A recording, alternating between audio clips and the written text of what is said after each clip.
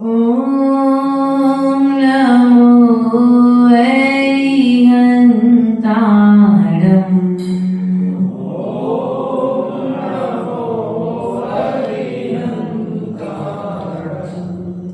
ओम नमो सिद्धिसिद्धाणं।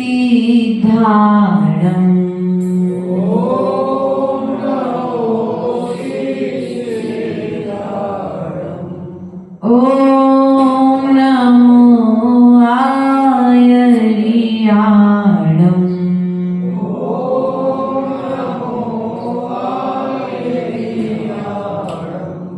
ओम नमो वज्रायाणं।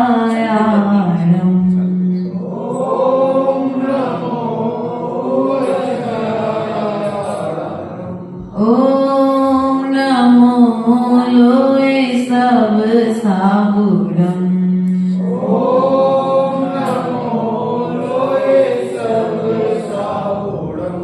इनि भुवनि में सार वीतरागि विज्ञानिता। शिव स्वरूप शिविकार नमो त्रियोग समाहारि। बोले अनंतानंत सिद्ध परमेश्वरी भगवान की। देवानि देव मूलय चिंतामणि पार्श्वनाथ भगवान की।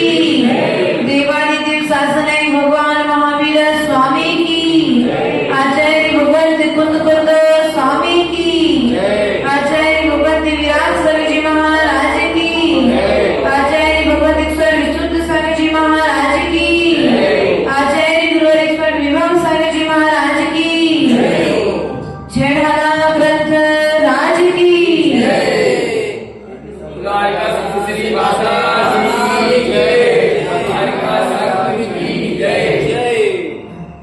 हृदय रूपी वेदी पर गुरु का आह्वान कर आज की वाचना को हम सब यहाँ पर प्रारंभ करेंगे। छेड़ाला ग्रंथराज की दूसरी ढाल में 7 तत्वों पर विवक्षा चल रही है और पूर्वी की कारिका में हम सभी ने जीव, अजीव, आश्रव, संबंध और संबंध, जीव, अजीव, आश्रव, बंध और संबंध, कितने तत्व हो गए? 5। कितने तत्व हो गए? जीव, अजीव, आश्रव, बंध, संबंध। इन 5 तत्वों पर हम सभी चर्चा कर चुके हैं। आज कारिका नंबर 7 के माध्यम से आचार्य भगवंत निर्जरा और मोक्ष तत्व की चर्चा के विषय में हम सभी के लिए ज्ञान कराएंगे। आचार्य भगवंत कहते हैं कि यह जो जीव है निर्जरा तत्व और मोक्ष तत्व के प्रति इस जीव की जो मिथ्या मान्यताएं हैं वह किस प्रकार से है, तो यहाँ पर कहते हैं कारिका नंबर 7 ढाल नंबर 2 अर्थात दूसरे नंबर की ढाल। रोकी न चाहि निज शक्ति खोए शिव रूप निराकुल ताना जोए। याही प्रतीति जुति कछुक ज्ञान सो दुखदायक अज्ञान जान। अर्थात रोके न चाह निज शक्ति खोए। अर्थात यह जीव क्या कर रहा है? निज अर्थात अपनी अर्थात आत्मा की शक्ति को खो करके क्या कर रहा है? अपनी आत्मा की शक्ति को खो करके शिव रूप अर्थात मोक्ष की कामना नहीं कर रहा है। कर रहा है क्या? वह आनंद को नहीं चाह रहा है अर्थात मोक्ष के स्वरूप को नहीं मान रहा है। क्यों नहीं मान रहा है? निराकुल न छुए अर्थात वह नबी निराकुल नहीं है, अर्थात उसे आकुलता पर इतना विश्वास है। और आकुलता का कारण क्या है? आचार्य भगवंतों ने कहा है आकुलता का कारण है पर वस्तुओं से संबंध। जितना जितना हमारा पर वस्तुओं से संबंध रहेगा उतनी उतनी आकुलता बढ़ेगी। कहने तो भैया सही कह रहे ना? क्योंकि जब तक पर वस्तु नहीं रहेगी तब तक आकुलता भी, पर वस्तु का संपर्क हुआ। एक और बहुत अच्छी भली जिंदगी चल रही थी, गुरुजी अकेले थे, किसी की कोई चिंता नहीं थी। क्यों भैया? आप घर में अकेले थे, पति पत्नी थे, कोई चिंता नहीं थी, किसी को देना है किसी को लेना है कुछ नहीं था। पिताजी ने पूरा व्यापार संभाल के रखा था, तुम्हारे ऊपर आज तक कोई जिम्मेदारी नहीं। आकुलता से जब किसी से कुछ लेना नहीं है और किसी को कुछ देना नहीं है तो व्यक्ति निराकुलता का जीवन जी सकता है। लेकिन पिताजी ने उम्र के साथ में विवाह करा दिया ऋषभ तुम्हारा, और जब विवाह करा दिया तो पत्नी आ गई, और जैसी पत्नी आई तो पत्नी की आवश्यकताएं प्रारंभ हो गई। अब मुझे आज ये वस्तु चाहिए, कल दूसरी वस्तु चाहिए, परसों तीसरी वस्तु चाहिए, पर उसके पश्चात में आगे चौथी वस्तु चाहिए। अर्थात रोज या हफ्ते में महीने में एक नई वस्तु की जरूरत परिवार को पड़ने लगे। तुम्हारा परिवार बन चुका है। अब वो वस्तु जो तुमने पत्नी ने मांगी या पुत्र ने मांगी है या बेटे ने मांगी या बेटी ने मांगी, उस वस्तु की पूर्ति के लिए तुम क्या करोगे? लाने के लिए अब वो वस्तु तो लानी है भैया, प्राची ने कहा है तो लेकर के तो, भले ही जेब में पैसे नहीं है, अभी हमारे पास में उस वस्तु को खरीदने के लिए राशि नहीं है, लेकिन फिर भी अब लाना तो है, क्योंकि उस वस्तु के बिना हमारे परिवार का काम नहीं चलेगा। अब उस वस्तु के योग्य धनराशि को एकत्रित करने के लिए जो पुरुषार्थ किया जाएगा वह पुरुषार्थ तुम जब तक पुरुषार्थ की ओर अर्थात मंजिल की ओर नहीं पहुंचोगे तब तक तुम्हें आकुलता तो क्या आकुलता उस समय तक तो भैया माता जी के आहार कराना है। जब तक आहार अच्छे नहीं हो जाए या जब तक हम धोती दुपट्टा पहन करके पड़गान में खड़े नहीं हो जाए, कहीं माता जी पड़क तो नहीं गई होगी, कहीं हम लेट तो नहीं हो गए, कहीं पूरे आहार तो नहीं हो जाएंगे, आज पड़गान मिलेगा कि नहीं मिलेगा, चौका खाली जाएगा कि आज चौका खाली तो नहीं चला जाएगा, आज निरंतर आहार होगा कि नहीं होगा?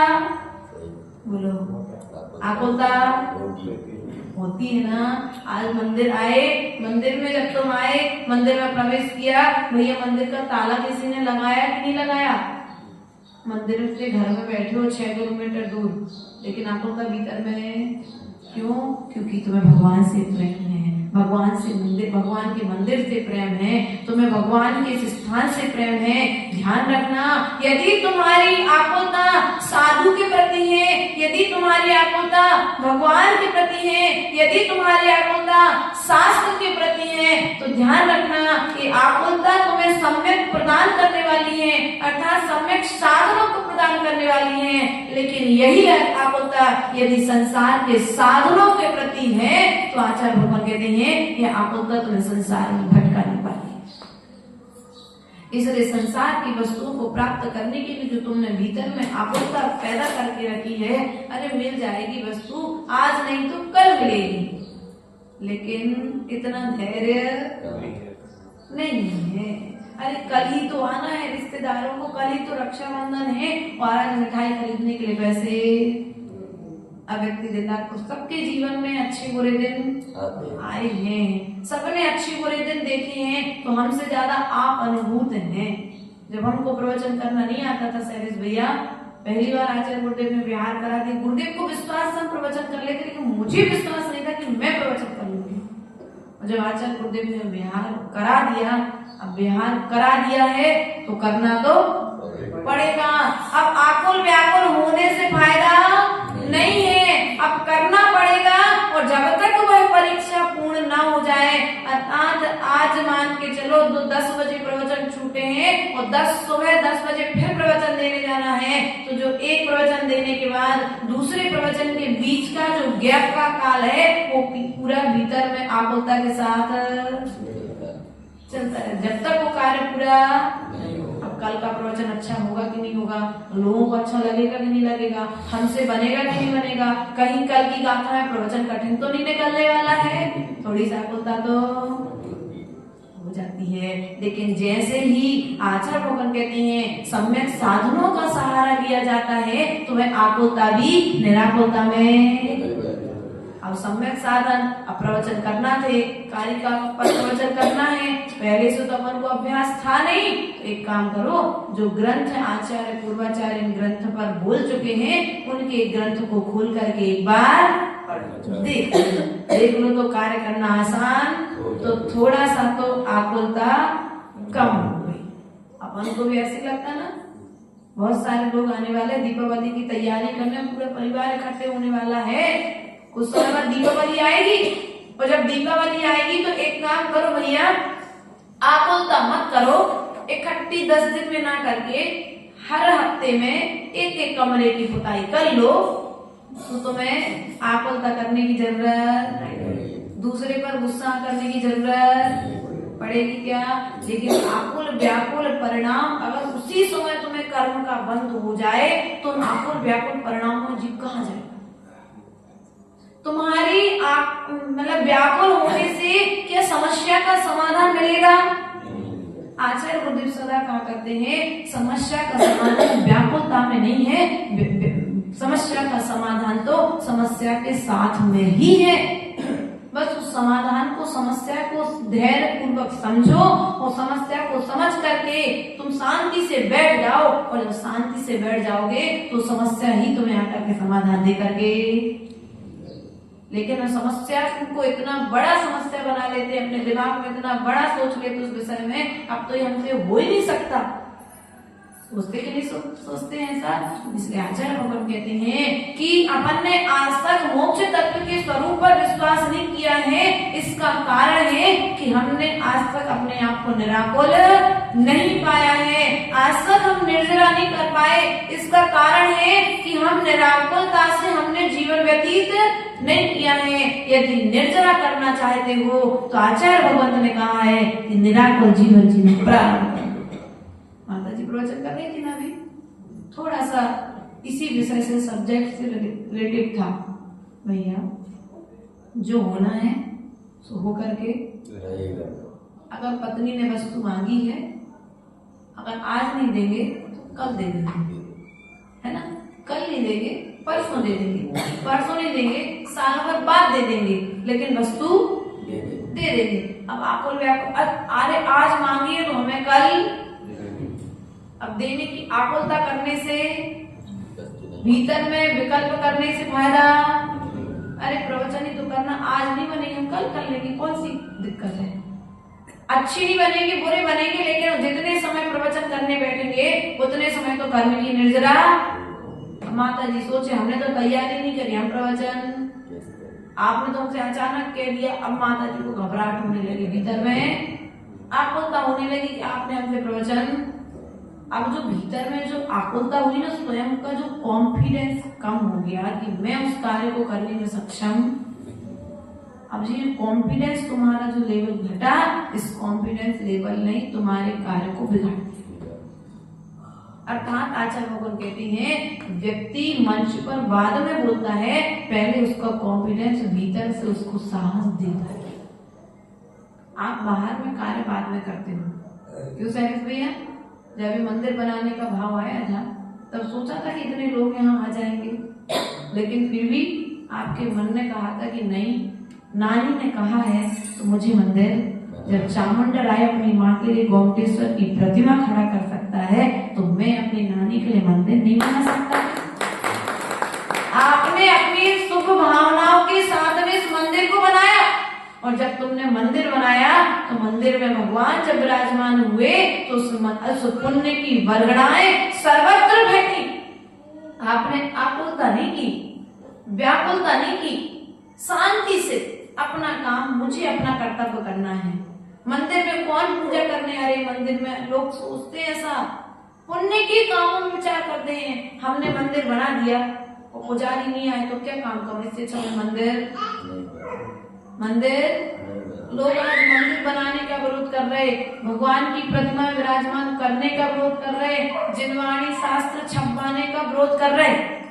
ध्यान रखना, हम आपसे एक बात कहना चाहेंगे कि जितने मंदिरों का खंडन हुआ है, अर्थात जिन मंदिरों को मिटाया गया है, जिन प्रतिमाओं को मिटाया गया है, शास्त्रों की होलियां जलाई गई हैं, उतने शास्त्र, उतनी प्रतिमाएं और उतने जिनालय हम जीते जी मरण को प्राप्त हो जाएंगे, लेकिन उतने मंदिरों की प्रतिमाओं की स्थापना नहीं करेंगे। हमें तो एक शास्त्र के प्रकाशन की बात यदि कोई साधु कह दे तो कई श्रावक आकर कहते, माता जी या महाराज जी इतने शास्त्रों की जरूरत क्या है, इतने शास्त्र रखे तो है मंदिर में, वो तो कोई पढ़ नहीं रहा है। ध्यान रखना, जिस चीज को तुम सोचते कोई पढ़ नहीं रहा है, हो सकता वो तुम्हारे लिए उपयोगी नहीं हो, दूसरे के लिए वस्तु उपयोगी हो जाए।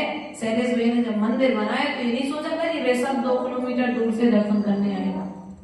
उनने खुद ये नहीं सोचा था कि शैलेंद्र भैया भी रोज 6 किलोमीटर, उनने तो ये विचार किया था कि नानी का मन है, नानी का मंदिर छूट रहा है, उन्हें बिना मंदिर का ना भोजन करने पड़े, तो मुझे जीते जी उनकी इस भावना को बोलो तो पूर्ण करना है।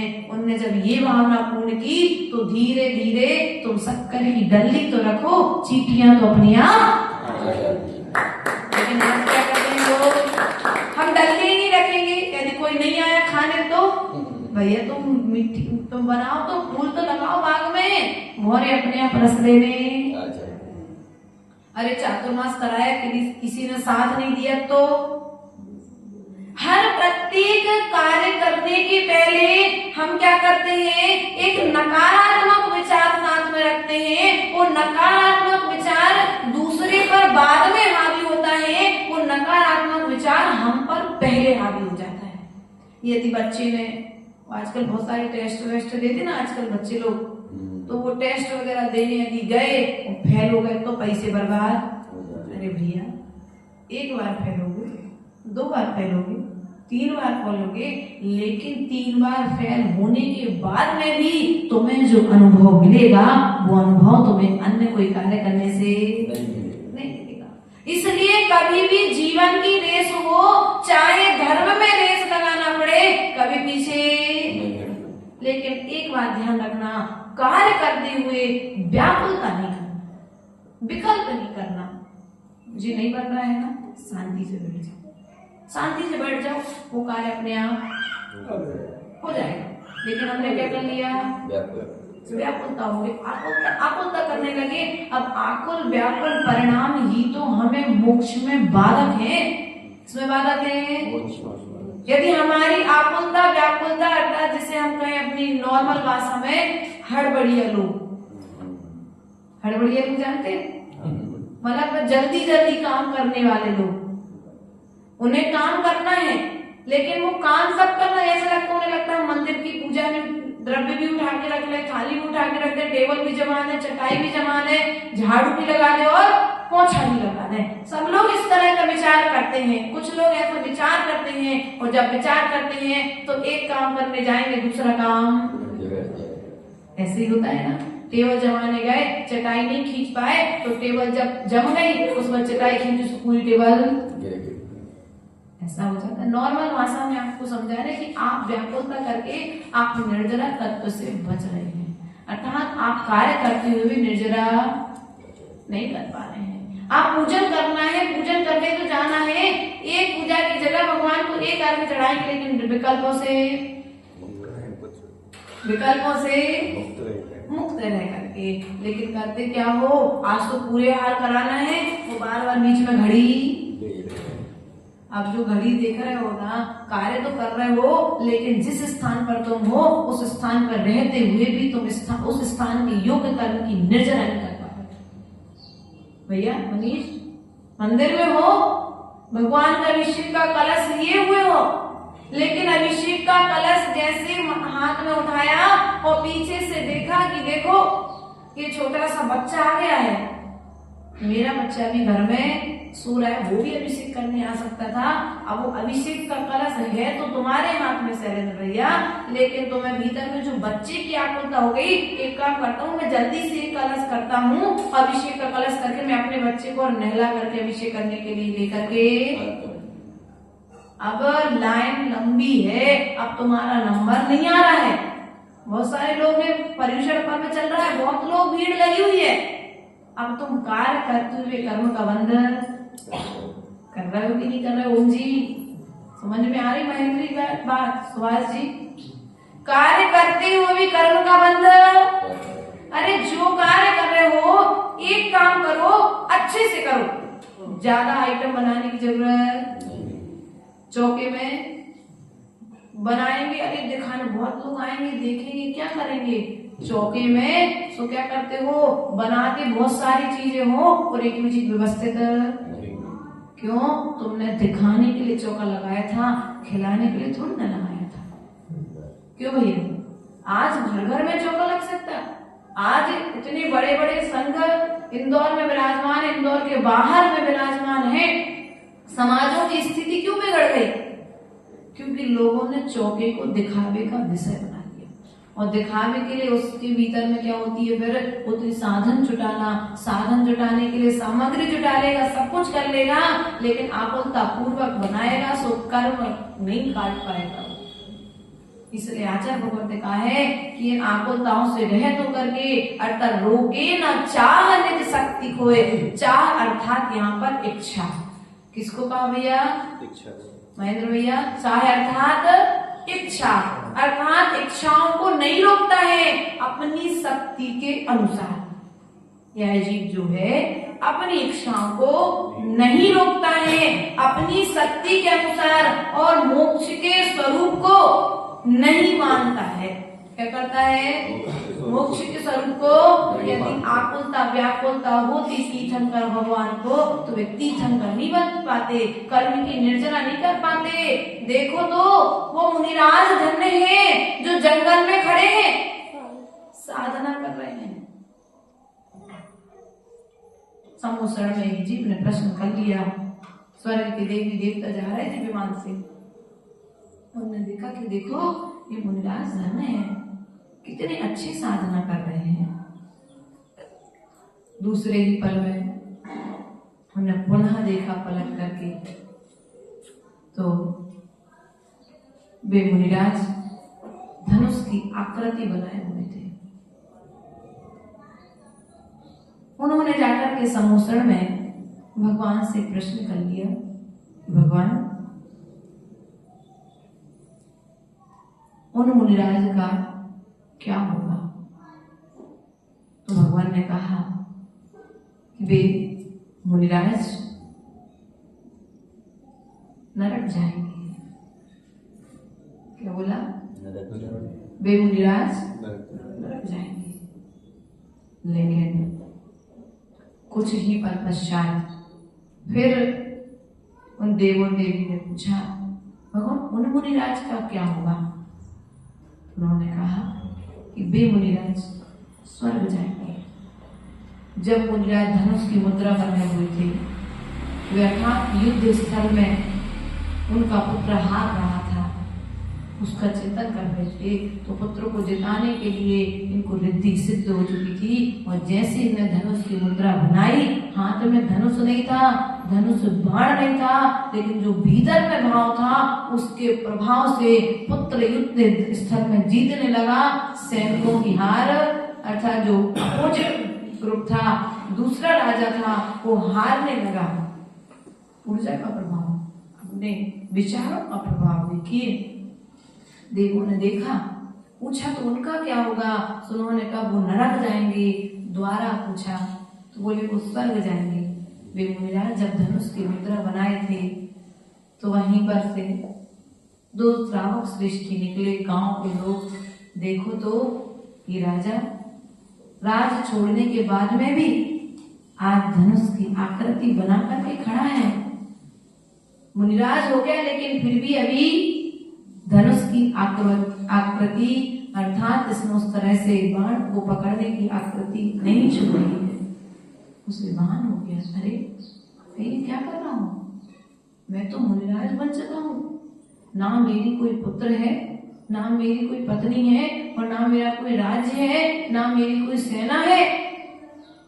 बोध होता है। जैसे जैसे अपने गुण स्थान की ओर वापस आते हैं तो मुनिराज भगवान बोलते हैं कि वे स्वर्ग जाएंगे, और जैसे तीसरी बार प्रश्न करता है देव, तो भगवान कहते हैं कि उन मुनिराज के लिए मोक्ष हो चुका है। परिणति जीव एक ही है, लेकिन परिणाम एक समय में मारने के हो गए, दूसरे समय में प्रतिक्रमण के हो गए, और तीसरे समय में मोक्ष को प्राप्त। बस ऐसी ही परिणति हम जीवों की है। कसाय जो होती है, आकुलता व्याकुलता जो होती है, वो हमें कस रही है। क्या कर रही है? कस रही है। और हमें इस कसाव से बचना है। हमें इस पर के संबंध में जो पढ़ करके आकुलता हो गई, मेरा पुत्र हार रहा है, मुझे उसकी रक्षा। आकुलता कब आई? मेरा पुत्र। आकुलता कब आई जी? मेरा पुत्र युद्ध में हार रहा है, ऐसा हो नहीं सकता। और बस बाण की मुद्रा, तो वही मुनिराज जीव वही है।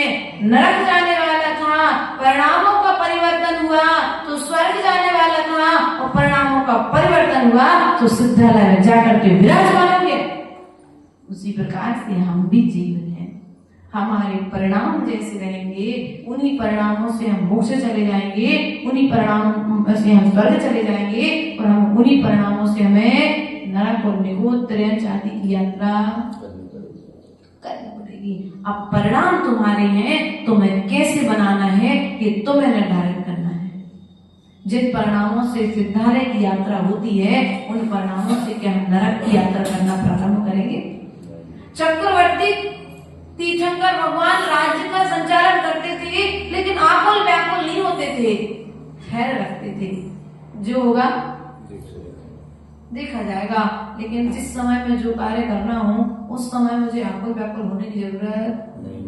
वे धनंजय कभी धन्य है जिनने वृषापाहार स्त्रोत लिख दिया, पुत्र को सर्प ने काट लिया, लेकिन व्याकुलता मन में व्याकुलता नहीं आई है। व्याकुलता ना आने का कारण तत्व का ज्ञान है। यदि मेरे पुत्र का आयु कर्म समाप्त हो चुका है तो मैं इसे बचा नहीं सकता हूँ, और यदि आयु कर्म शेष है तो वो बच जाएगा। मुझे पूजा छोड़ के जाने की जरूरत क्या है? बोलो तो हम क्या करते हैं? विपत्ति के समय में सबसे पहले किसको छोड़ते हैं? सबसे पहले सुभाषी किसे छोड़ते हो? घर को छोड़ते हो कि भगवान को? थोड़ा जोर से तो बोल दो। चहेती की माता, आज चहेती का जन्मदिन है, आज तो आपकी आवाज सुनाई देना चाहिए। तुम्हारे घर में किलकारियां गूंजी थी, तो आज के दिन तुम्हारी आवाज तो आना चाहिए कि नहीं आना चाहिए? प्रिय बंधुओं, ध्यान रखना है हमारे लिए कि हम आकुल व्याकुल होकर के पर का नुकसान कम, स्व का नुकसान ज्यादा कर रहे हैं ना, इसलिए ध्यान रखना है। या ही प्रतीक जुट कछुक ज्ञान, अर्थात यहाँ पर कहते हैं या ही अर्थात इसी, प्रतीति अर्थात श्रद्धा सहित जो कुछ ज्ञान है सो दुखदायक अज्ञान। जो छोटा मोटा ज्ञान है, पहले जैसा ज्ञान तो होता नहीं है कि पहले के मुनिराज होते थे भैया शैलेश जी, तो उनको एक बार सुना दिया तो याद, उन्हें कोई कागज पेन डायरी शास्त्र की जरूरत नहीं पड़ती थी। ये तो पंचम काल के जीव हैं कि धीरे धीरे धीरे धीरे जैसे पंचम काल का प्रभाव बढ़ा, वैसे वैसे जीवों के ज्ञान में भी परिवर्तन, क्षयोत्सव में परिवर्तन आ गया। तो डायरी पेन और कागज की जरूरत, शास्त्रों को लिखने की जरूरत पड़ गई, वरना इसके पहले तक चतुर्थ काल में शास्त्रों का लेखन श्रावक एक बार सुनता था जिन वाणी को, उसे याद हो जाया करती थी। इसलिए प्रिय बंधुओं, अपने यदि क्षयोपशम को बढ़ाना है, समाश्री माता जी, संघश्री माता जी, यदि आपको अपने क्षयोपशम को बढ़ाना है तो आकुल व्याकुलता से रहित हो जाओ। कौन क्या कर रहा है, किसका क्या होगा, समाज का क्या होगा, संघ का क्या होगा, ये सब छोड़ दो। बस इतना विचार करो, मेरा क्या होगा। यदि मैं इस तरह से आकुल व्याकुल हो रहा हूँ, परिणाम आकुल व्याकुल कर रहा हूँ, तो मेरा क्या होगा, यह विचार करना प्रारंभ कर दो।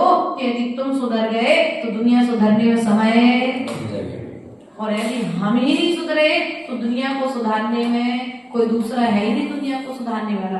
भगवान ने पहले सुधरे, भगवान पहले सुधरे हैं, तब भी दुनिया के लिए संबोधन दे पाए, और हम ही नहीं सुधरे और हम संबोधन देंगे तो हमारा तो वैसे ही बिगड़ा हुआ सब कुछ था और दूसरे का भी सब कुछ बिगड़ जाएगा। इसलिए प्रिय बंधुओं, पहली शुरुआत हमें अपने से करनी पड़ेगी, आकुलता और व्याकुलता से रहित जीवन जीना पड़ेगा। देखो तो हम जब इस युग के महान आचार्य विद्यासागर महाराज जी का जीवन चरित्र उठा करके देखते हैं, कभी कभी विचार करते हैं सुभाष भैया कि उन्होंने कैसे जीवन जिया होगा। इतने बड़े बड़े प्रोजेक्ट चलते रहे समाज के निमित्त से, उनकी मतलब प्रेरणा से इतना बड़ा संघ का संचालन होता रहा, लेकिन समाधि मरण के पूर्व हाथ जोड़ करके जो पिछी और हाथ जो मस्तिष्क से लगाए, पर गर्दन उठा करके भी नहीं देखा दुनिया को। एक बार उनके मन में ये विचार नहीं आया कि मेरे शिष्य के पास से फोन आया है, मैं एक बार तो आशीर्वाद। कितनी निराकुलता रही होगी उनके भीतर में। ये निराकुलता आती कहां से है, तो आचार्य भगवंत ने कहा है, निर्जरा और मोक्ष तत्व पर विश्वास होगा तो आकुलता से रहित जीवन। अभी तुम्हें कर्म बंध पर ही विश्वास नहीं है तो कर्म निर्जरा क्या करोगे, और जब बंध पर विश्वास नहीं है तो निर्जरा नहीं होगी, और जब निर्जरा नहीं होगी तो मोक्ष भी होने वाला धन्य है वे आचार्य भगवंत विराट सागर जी महाराज। देखो तो जाने के पहले सब कुछ कह के गए, अपने मुख से कह करके छोड़ करके गए, क्योंकि उन्हें मालूम था ये पंचम काल के जीव हैं, इन्हें हर चीज का सबूत, जहाँ समर्पण है वहाँ सबूत नहीं चाहिए, लेकिन जहाँ पर समर्पण नहीं है वहाँ पर हर एक बात का लोगों को सबूत। ध्यान रखना, जिनका समर्पण नहीं है उन्हें सबूत दिखवाने की जरूरत क्या है, और जिनका समर्पण है उन्हें सबूतों पर, उनके लिए सबूत की जरूरत नहीं है, क्योंकि जिनको विश्वास नहीं है, जिनका समर्पण नहीं है, वे सबूतों पर भी विश्वास नहीं करेंगे, और जिनका समर्पण है वे सबूत देखेंगे भी नहीं। इसलिए प्रिय बंधुओं, यदि तुम अपने जीवन को ऊंचाइयों की ओर ले जाना चाहते हो तो इन दो आचार्यों के जीवन चरित्र को एक बार निहारो, इनके जीवन चरित्र का अध्ययन करो। यदि तुम चाहते हो, हम तो आज यहाँ से भी कहना चाहेंगे, यदि माताएं चाहती हैं कि इनके गर्भ से आचार्य विद्यासागर जैसी संतानें जन्म लें, आचार्य विराट सागर जैसी संतानें जन्म लें, तो एक बार गर्भ के काल में उन माताओं के लिए इनका जीवन चरित्र पढ़ा देना। हो सकता है कुछ एक आध दो गुण तो आपकी संतान में आ जाए, कुछ तो गुण आ जाए उनके जैसे, क्योंकि इनके जैसा धैर्य तो देखो, इतना बड़ा जीवन जी लिया। अभी तो पंचम काल की व्यवस्था थी कि स्वर्ग ही जाना था, वरना इनकी साधना तो ऐसी थी कि पंचम काल से मोक्ष चले जाते थे, लेकिन व्यवस्था ही वो नहीं थी। लेकिन कोई बात नहीं, अभी भी जहां पर भी है तो अपनी साधना, भले ही देव रूप में होंगे।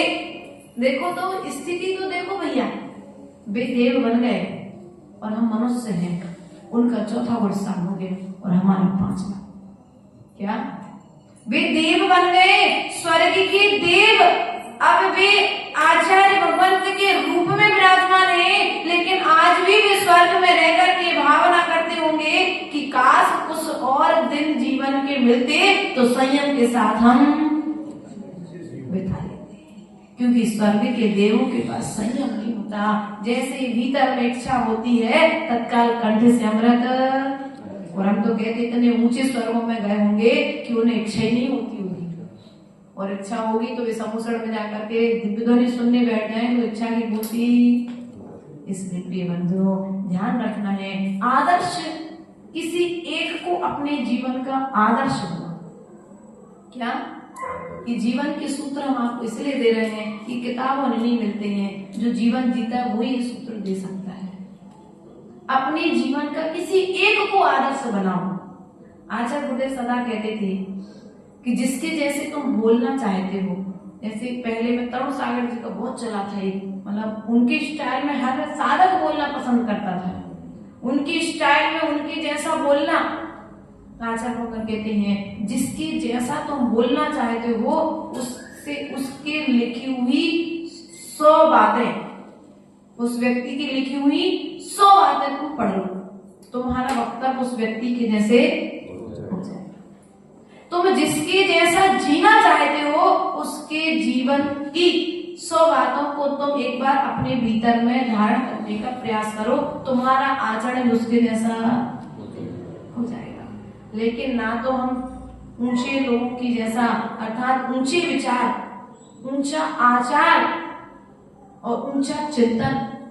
देखो तो उनके चिंतन को जब देखते हैं, निराकुलता कितनी रही होगी कि जीते जी शिष्यों के लिए, किसी के लिए कोई तकलीफ है, किसी के लिए कोई तकलीफ है, लेकिन फिर भी आकुलता से रह हाथ पर हाथ धर करके सामय का मन।